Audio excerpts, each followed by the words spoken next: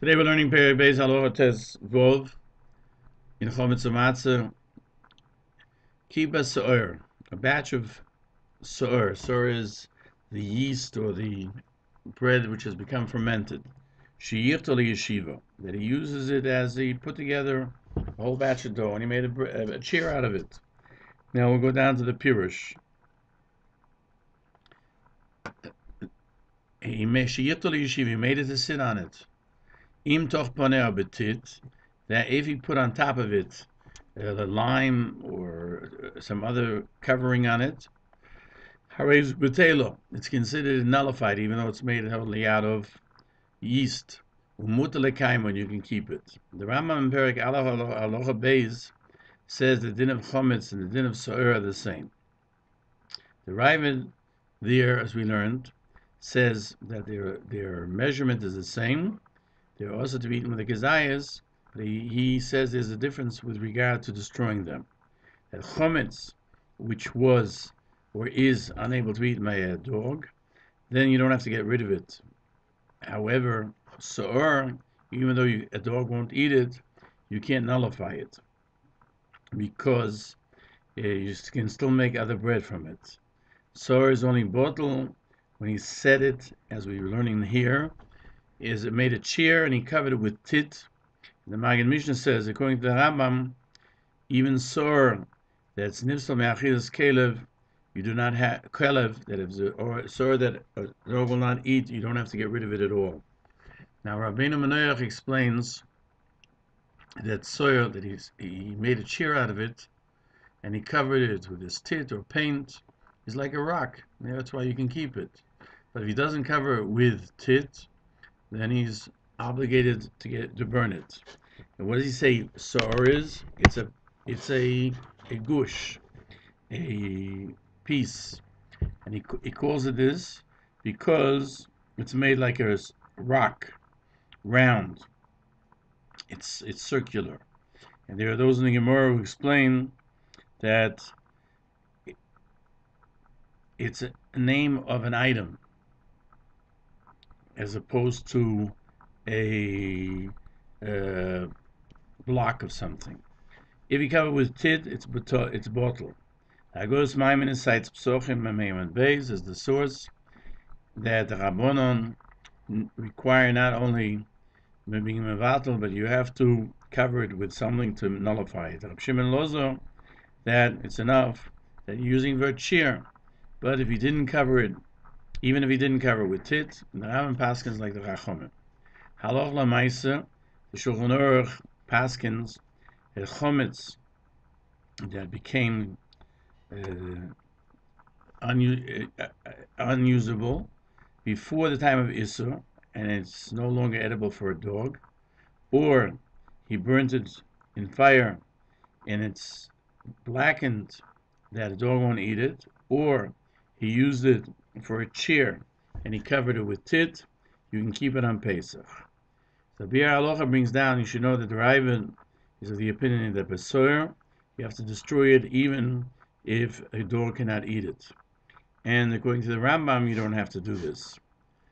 The Machon Nesher, in the case of Mishnah, said La Halacha like the Rambam, and so says the Magen Avraham and the Pri Chodesh. The Gra, he brings proof to the Ravid's belief that shiur always has to be destroyed. From a Tosefta and Be'er, that it says shiur, it's called shiur even when a dog can't eat it. The Pri Chodesh wants to say from this that the halacha is like the Ravid, rather than like the Rambam, that shiur that a dog will not eat still is required to be burnt. The Mishnah Berurah explains that when you cover it with tit, that it helps even when it's not definitively unable to be eaten by a dog, because it's not called food anymore. It's a statue. It's a bread. It's a piece of furniture. And he points out that from the language of the Beis Yosef, the Machaber, it would seem you have to cover it with tit, so that it doesn't say only the top, every side. In the Gemara it says just the top, and it could be that the Machaber understood the Gemara all of sides that are visible as being the top. The Sha'ar Tzion he points out that Rashi explains that he covered the top to make it usable as a shiur, that it's enough to cover the top, not the rest of it. But the Korban Nesanel is, and also the Rosh, according to the Korban Nesanel, are of the opinion that you have to do every side that's visible so that you can't see the Seor. But the Sha'atzin says the language of the Rosh is questionable as to whether he meant that. Now, if you had a botzek, a dough, that he put it, a piece of dough, you had a crack in something, you sealed it with dough. And there were glues that were made, even until recently, the plastic glue was made from wheat, and it's only used for glue, but if you use it and sealed it, then it's just like this dough that was used to seal parts of a vessel. If there's a kazayas in one place, you have to get rid of it. If there isn't in one place a kazayas, it was used to strengthen the pot or the box, or to close a hole. It's bottled b'miyutoi. Less than a kazayas is bottle. You don't have to get rid of it. But if it's more than a kazayas, you have to destroy it.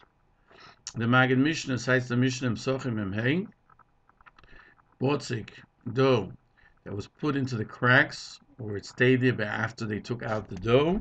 If there's a kazayas in one place, he has to get rid of it. If not, you can be mevatel it. You can nullify it, and that's enough.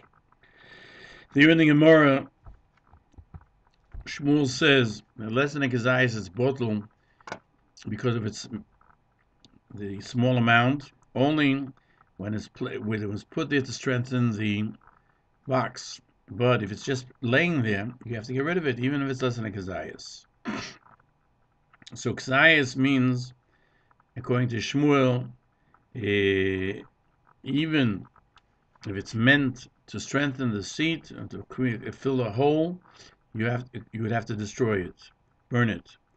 But you need two conditions. It has to be less than kazayas, not to have to burn it, and it should be in a place that it is to strengthen it. According to Shmuel, less than kazayas, not where it strengthens it, you have to get rid of it. And the Rif also brings this halacha like the Rambam. The Maggid Mishnah points out there are those who disagree, and if the dough is found in a place where you normally need dough or not, they make it that differentiation. La Halacha, the Shulchan Aruch and Siman Tov Mem Beis, paskins like the Rambam, dough that is in the side of the vessel used for rolling, making the dough. If there's a kazayas in one place, we'll go to the next page. In one place, you're obligated to get rid of it. If not, it was done to strengthen the broken part of the bowl or to close a hole. It is nullified.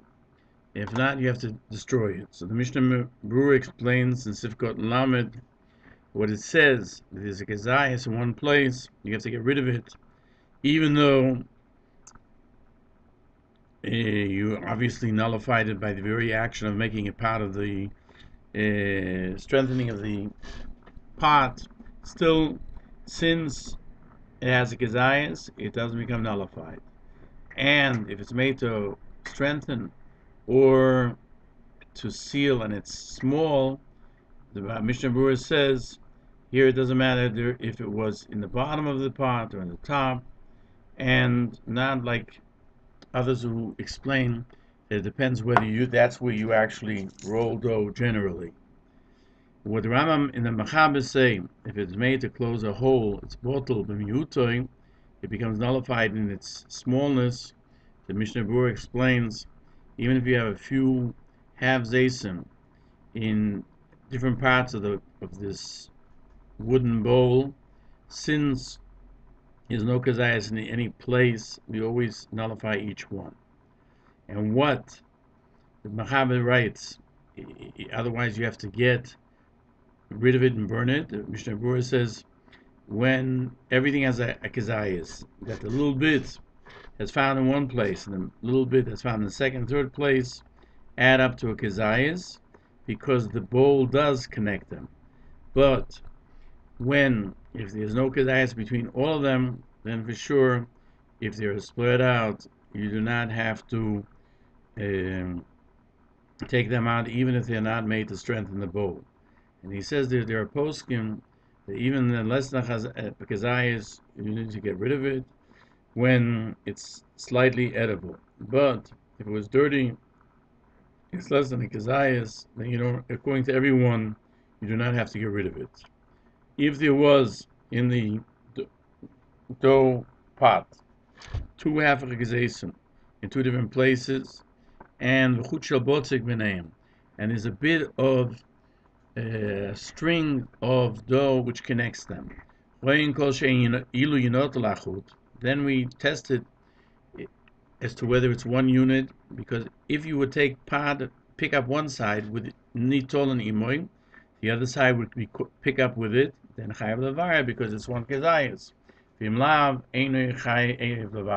Otherwise, you don't have to get rid of it. The Magen Mishnah cites Psochim. Shmuel says 2 half azesim and a string of dough connects them. So that depends whether you can pick it up or you can't pick it up. Ula says this is only true by a bowl. Aval in the house, you would have to get rid of it, because sometimes he will push them and they will touch each other, and therefore they will become a kezayis. Magen Mishnah says you only have to destroy it in a part of the areva. You do not have to destroy it when it's in the part of the areva which is meant to strengthen or to close a hole.